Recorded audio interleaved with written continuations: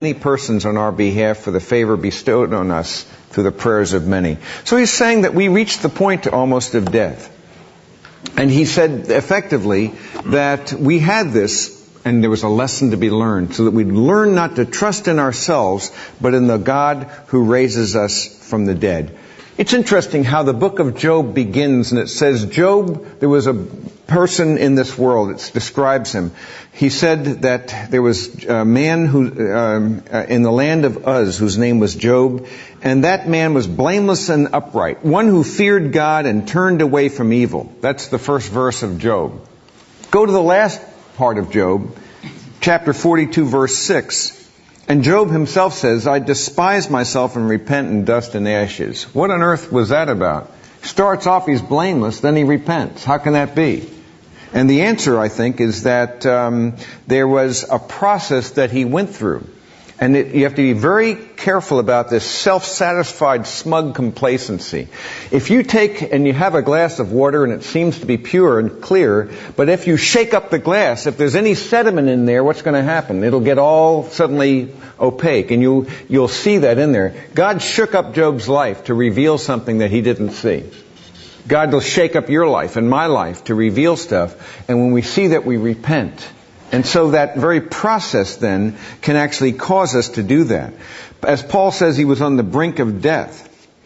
But he learned more deeply to rely not on himself, but on God. The sediment of self-reliance is, I think, a dangerous thing. It's really designed to teach us that even when you think you've got your life together, you don't. It's in my hands.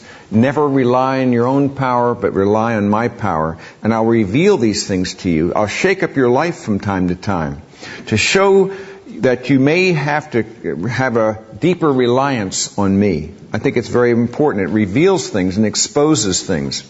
John Piper put it this way. He said, God intends to relocate the roots of our joy in His grace rather than our goods, in His mercy rather than our money, in His worth rather than our wealth. I want to say that again because that's a very pithy statement.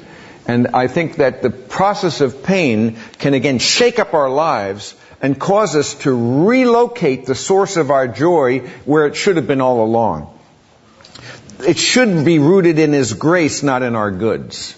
But often we find our joy in the goods that we possess. It should be in His mercy rather than our money. In His worth rather than our wealth. And so as we do this, as we go through this process then, I believe that He can use these things in our lives to drive us and to draw us to His grace. And He brings us into a position, same chapter, 2 Corinthians chapter 8, same epistle, to do this very thing.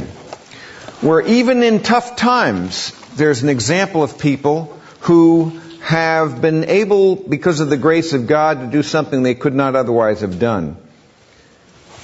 2 Corinthians 8:1, Now, brethren, we wish to make known to you the grace of God which has been given to the churches of Macedonia, that in a great deal of affliction, their abundance of joy and their deep poverty overflowed in the wealth of their liberality. For I testify that according to their ability and beyond their ability, they gave of their own accord, begging us with much urging for the favor of participating in the support of the saints. And not only this, but as we had expected, but they first gave themselves to the Lord and then to us by the will of God. Now, you might say these are people who were giving in hard times. It was really not because they were doing well. In fact, they were doing very poorly. And yet, the key to their ability to do this and to put their joy in the right place was the grace of God. That's why he describes it here by make known to you the grace of God that led to that abundance of joy. The grace of God leads to the abundance of joy when it's put in the right place. In God's grace, not our goods. In God's mercy, not our money. In God's worth, not our wealth. And when that occurs, we are then able to hold the things in this world with a loose enough grip to be able to share what we have with others, and by the grace of God then to find that our abundance of joy is a product of grace and not the possessions that we own. So those are just a few thoughts along those lines that I think can be redemptive Let me see, I think I'm out of time, aren't I? I don't have Henry to tell me when to quit, so. All right. Yeah, you should have I don't slammed wanna it. begin. You're supposed to slam your book. Yeah. Do we have any late